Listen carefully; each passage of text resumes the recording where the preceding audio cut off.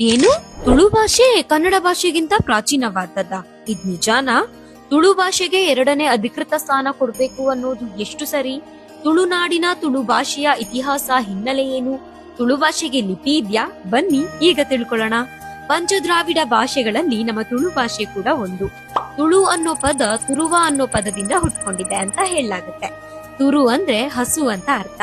ಗೋವನ್ನ ಪೂಜಿಸುವಂತಹ ನಾಡು ಅಂತ ಕೂಡ ಹೇಳ್ತಾರೆ. ಇನ್ನೊಂದು ಅರ್ಥದ ಪ್ರಕಾರ ತುಳು ಅಂದ್ರೆ ನೀರು ಅಂತ ಕೂಡ ಹೇಳಲಾಗುತ್ತೆ. ನೀರಿನ ಮೂಲದಿಂದ ತುಳು ಅನ್ನೋ ಪದ ಹುಟ್ಕೊಂಡಿದೆ ಅಂತೆ.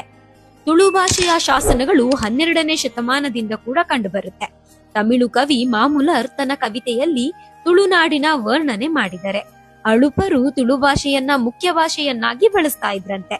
ತಮಿಳುನಾಡಿನ ಅಂದಿನ ಮುಖ್ಯಮಂತ್ರಿ ಅಣ್ಣಾದುರೈಯವರು ತಮಿಳು ಭಾಷೆ ದೈವ ಭಾಷೆಯಾದ ತುಳು ಭಾಷೆಯಿಂದ ಬಂದಿದೆ ಅಂತ ಸಂಸತ್ತಿನಲ್ಲಿ 1956ರಲ್ಲಿ ಹೇಳ್ಕೊಂಡಿದ್ರು. ಶಿವಮೊಗ್ಗ ಜಿಲ್ಲೆಯ ನಗರ ಊರಿನ ಶಾಸನದಲ್ಲಿ ತುಳು ದೇಶ ಮನ್ನಿಪ ವಿಲಸನ್ಮುಖ ಕಾಂತೆಯ ಮುಖದೊಳ್ ಶೋಭಿಪ ತಿಲಕ ಎಂದು ಉಲ್ಲೇಖಿಸಿದ್ದಾರೆ. ತುಳು ಭಾಷೆಯ ಹೋರಾಟಗಾರರು ಎರಡನೇ ಅಧಿಕೃತ ಭಾಷೆ ಅಂತ ಡಿಕ್ಲೇರ್ ಮಾಡಿ ಅಂತ ಸರ್ಕಾರಕ್ಕೆ ಮನವಿ ಮಾಡಿದ್ದಾರೆ. ಆದಷ್ಟು ಬೇಗ ಈಡೇರ್ಲಿ ಅನ್ನೋದು ನಮ್ಮೆಲ್ಲರ ಕನಸು. ಇದ್ರ ಬಗ್ಗೆ ನೀವೇನು ಹೇಳ್ತೀರಾ?